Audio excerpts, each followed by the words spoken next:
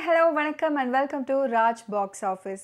இந்த நிகழ்ச்சியில் A to Z cinema பற்றின அப்டேட்ஸ் உங்களுக்காக கொடுத்துட்ருக்கோம். லாஸ்ட் வீக் ரிலீஸ் ஆன மூவிஸ்லாம் எவ்வளோ கலெக்ட் பண்ணியிருக்கு, இந்த வாரம் என்னென்ன புது படங்கள் ரிலீஸ் ஆகியிருக்கு அப்படின்ற எல்லா அப்டேட்ஸையும் நம்ம பார்க்க போகிறோம். ஸோ வாங்க ஷோக்குள்ளே போகலாம்.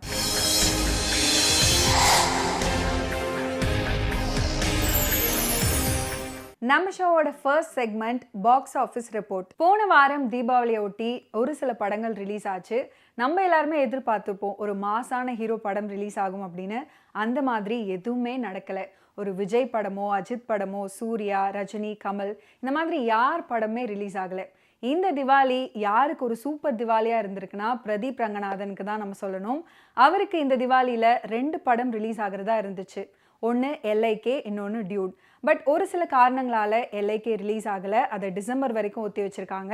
இப்போ இந்த திவாலிக்கு டியூட் படம் ரிலீஸ் ஆகியிருக்கு. டியூட் படம் ரிலீஸ் ஆகி ஃபர்ஸ்ட் டேலேயே 6 கோடி வரைக்கும் கலெக்ட் பண்ணியிருக்கு. செகண்ட் டே 7 கோடி வரைக்கும் கலெக்ட் ஆகியிருக்கு.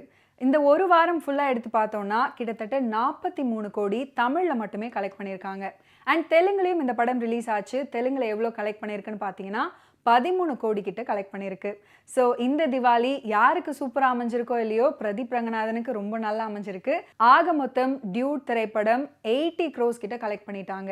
இந்த திவாலி யாருக்கு சூப்பர் ஸ்பெஷலாக இருந்திருக்கோ இல்லையோ டியூட் படம் டீமுக்கு ரொம்ப சூப்பராகவே இருந்திருக்கும். அவங்களுக்கு நம்ம ஷோ சார்பாக மனமார்ந்த வாழ்த்துக்கள். ஸோ இந்த ரீசனால டியூட் திரைப்படம் ஹிட் கேட்டகரியை பிடிச்சிருக்கு நம்ம ஷோவில். திவாலி ஒட்டி ரிலீஸ் ஆயிருந்த இன்னொரு சூப்பரான திரைப்படம் தான் பைசன் காலமாடன் அப்படின்ற திரைப்படம். துருவ் விக்ரம் நடிச்சிருந்தாரு. மாரி செல்வராஜ் இவர் தான் டைரக்ட் பண்ணியிருந்தாரு. இந்த திரைப்படம் பெருசாக பேசப்பட்டுச்சு சினிமா ரசிகர்கள் இடையில. அண்ட் ஃபர்ஸ்ட் டே எவ்வளோ கலெக்ட் பண்ணியிருக்கு அப்படின்னு பார்த்தீங்கன்னா 3 கோடி. செகண்ட் டே 3.5 கோடியை தொட்டுருச்சு. தேர்ட் டே 4 கோடிக்கும் மேலே கலெக்ஷன் பண்ணியிருந்தது. ஓவரால் இந்த ஒரு வாரத்தில் பைசன் திரைப்படம் எவ்வளோ கலெக்ட் பண்ணியிருக்கு அப்படின்னு பார்த்தீங்கன்னா கிட்டத்தட்ட 30 கோடியை கலெக்ட் பண்ணியிருக்கு.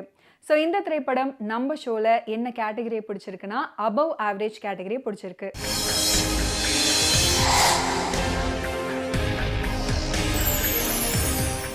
தீபாவளி அன்னைக்கு ரிலீஸ் ஆயிருந்த பெரிய படங்கள் பட்ஜெட் மத்தியில் ஒரு லோ பட்ஜெட் படமும் ரிலீஸ் ஆயிருந்தது. அதுதான் பூகம்பம் அப்படின்ற திரைப்படம்.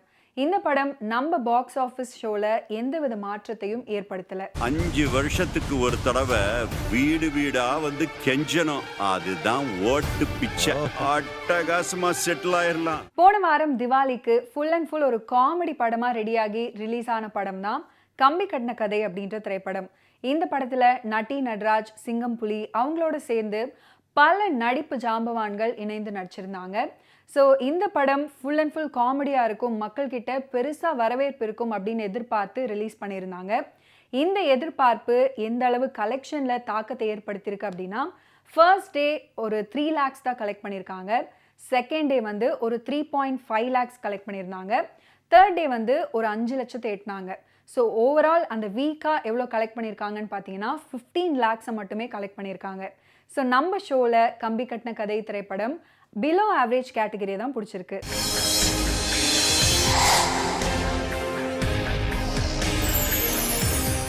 திவாலி ரேஸ்ல கலந்துக்கிட்ட இன்னொரு சூப்பரான ஒரு திரைப்படம் தான் டீசல் அப்படின்ற திரைப்படம். ஹரிஷ் கல்யாண் இந்த படத்தில் நடிச்சிருந்தாரு. ரொம்ப நாளைக்கு முன்னாடி இந்த படம் ரிலீஸ் ஆகும் அப்படின்ற அப்டேட்ஸ்லாம் நம்மளுக்கு வந்தது. பட் ஒரு சில காரணங்களால் ரிலீஸ் பண்ணாமல் கொஞ்சம் தள்ளி வச்சுட்டே இருந்தாங்க. ஸோ கடைசியாக டீம் எல்லாருமே சேர்ந்து திவாலிக்கு ரிலீஸ் பண்ணுறோம் அப்படின்னு சொல்லியிருந்தாங்க. சொன்ன மாதிரியே ரிலீஸும் பண்ணியிருந்தாங்க. ஸோ மக்கள் எல்லாமே ஒரு எதிர்பார்ப்போடு போய் பார்த்துருப்பாங்க. அந்த எதிர்பார்ப்பை இந்த படம் பூர்த்தி பண்ணியிருக்கு அப்படின்னு தான் சொல்லணும். ஸோ ஃபர்ஸ்ட் டே இந்த படம் எவ்வளோ கலெக்ட் பண்ணியிருக்கு அப்படின்னு பார்த்தீங்கன்னா 25 lakhs வரைக்கும் கலெக்ட் பண்ணியிருக்காங்க. செகண்ட் டே டீசல் திரைப்படம் எவ்வளோ கலெக்ட் பண்ணியிருக்காங்கன்னு பார்த்தீங்கன்னா 32 lakhs வரைக்கும் கலெக்ட் பண்ணியிருக்காங்க. தேர்ட் டே டீசல் படம் எவ்வளோ கலெக்ட் பண்ணாங்கன்னா 44 lakhs. ஸோ ஓவராலாக ஒரு வாரத்துக்கு எவ்வளோ கலெக்ட் பண்ணியிருக்காங்க டீசல் திரைப்படம் அப்படின்னு பார்த்தீங்கன்னா 3 crores வரைக்கும் கலெக்ட் பண்ணியிருக்காங்க. ஸோ நம்ம ஷோவில் டீசல் திரைப்படம் அபவ் ஆவரேஜ் கேட்டகரியை பிடிச்சிருக்கு. பாக்ஸ் ஆஃபீஸ் ரிப்போர்ட்டை பார்த்து முடிச்சாச்சு. அடுத்ததாக நம்ம ஷோவில் என்ன கேட்டகரியை பார்க்க போகிறோன்னா இந்த வாரம் நியூ என்ட்ரி. திவாலி ஒட்டி நிறைய சூப்பரான படங்கள் ரிலீஸ் ஆகியிருந்ததுனால அது சக்ஸஸ்ஃபுல்லாகவும் ஓடிட்டு இருக்கிறதுனால இந்த வாரம் பெருசாக எந்த படமும் வரல அப்படின்னு தான் சொல்லணும். ஸோ இந்த வாரம் லோ பட்ஜெட்டில் ஒரு சில படங்கள் வெளியாகிருக்கு. அதில் ஒரு படம் தான் துச்சாதனன் அப்படின்ற திரைப்படம். இந்த படத்தை தளபதி அப்படின்றவர் டைரக்ட் பண்ணியிருக்காரு. நிறைய புதுமுகங்கள்லாம் இந்த படத்தில் நடிச்சிருக்காங்க. இந்த வாரம் லோ பட்ஜெட்ல ரிலீஸ் ஆயிருக்க மற்றும் ஒரு திரைப்படம் தான் ஐஏஎஸ் கண்ணம்மா அப்படின்ற திரைப்படம். இந்த படத்தை ராஜசோழன் அப்படின்றவர் டைரக்ட் பண்ணியிருக்காரு. நிறைய புதுமுகங்கள் இந்த படத்தில் நடிச்சிருக்காங்க.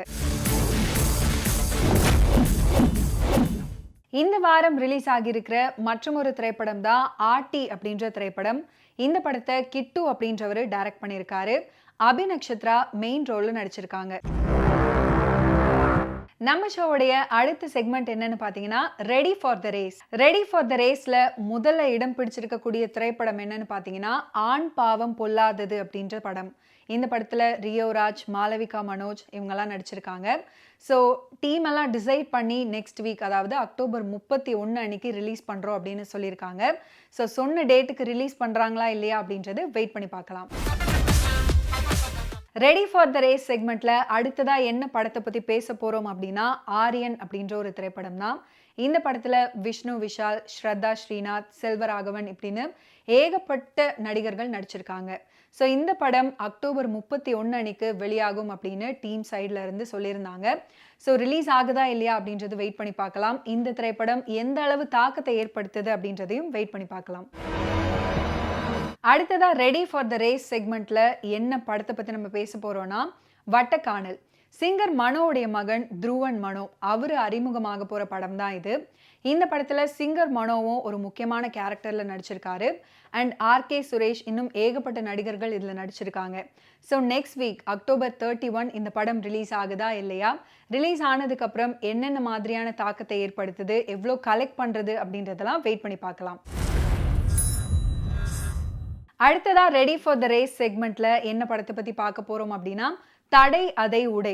அங்காடி தெரு மகேஷ் நீண்ட இடைவேளைக்கு அப்புறம் இந்த படத்துல நடிச்சிருக்காரு. இது அடுத்த வாரம் அக்டோபர் 31 அன்னைக்கு ரிலீஸ் ஆகிறதுக்கு ரெடியா இருக்கு. ஸோ இதை அறிவழகன் முருகேசன் டைரக்ட் பண்ணியிருக்காரு. நம்ம ஷோவோட அடுத்த segment most awaited films. Most awaited ஃபிலிம்ஸ்ல நம்ம ஃபர்ஸ்ட் பார்க்க போற படம் என்னன்னா வா வாத்தியார் அப்படின்ற படம் தான்.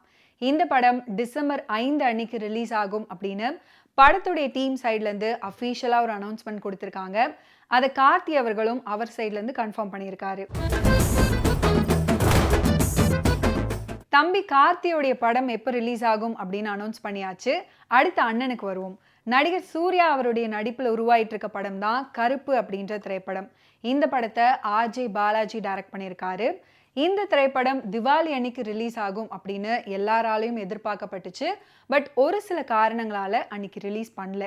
ஸோ இந்த படம் டிசம்பரை ஒட்டி, அதாவது கிறிஸ்மஸ் இல்லைனா நியூ இயர் அதையும் தாண்டி போனா பொங்கலுக்கு ரிலீஸ் ஆகும் அப்படின்னு எதிர்பார்க்கப்படுது. அடுத்ததா துல்கர் சல்மான் இவர் நடிச்சு உருவாகிட்டு இருக்கக்கூடிய ஒரு படம் தான் காந்தா அப்படின்ற திரைப்படம். ரீசெண்டாக டீசரை ரிலீஸ் பண்ணியிருந்தாங்க படத்துடைய டீம். மக்கள் கிட்ட ரொம்ப நல்ல வரவேற்பு கிடைச்சிது. ஸோ இதில் துல்கர் சல்மான் கூட சமுத்திரகனி ஒரு மெயின் ரோல் பண்ணியிருக்காரு அப்படின்றது நம்மளால பார்க்க முடியுது. அண்ட் இந்த படத்தோட டீம் அஃபீஷியலாக அந்த டேட் அனௌன்ஸ் பண்ணியிருக்காங்க. இந்த படம் எப்போ ரிலீஸ் ஆகும் அப்படின்னு நவம்பர் 14 அன்னைக்கு இந்த படம் ரிலீஸ் ஆகும் அப்படின்னு அனௌன்ஸ் பண்ணியிருக்காங்க. ஓகே வியூவர்ஸ், இந்த ஷோவில் லாஸ்ட் வீக் ரிலீஸ் ஆன படங்கள் எவ்வளோ கலெக்ட் பண்ணியிருக்கு, இந்த வாரம் என்னென்ன புது படங்கள் ரிலீஸ் ஆகியிருக்கு, அடுத்த வாரம் என்னென்ன படங்கள் ரிலீஸ் ஆக போகுது அப்படின்ற அப்டேட்ஸ் எல்லாம் உங்கள் கூட ஷேர் பண்ணிக்கிட்டேன். ஸோ இதே மாதிரி இன்னொரு சூப்பரான ஷோவில் நான் உங்களை மீட் பண்ணுறேன். அன்டில் தென் டாடா பாய் சொல்லிக்கிறது நான் உங்கள் யாதவி. பபாய்.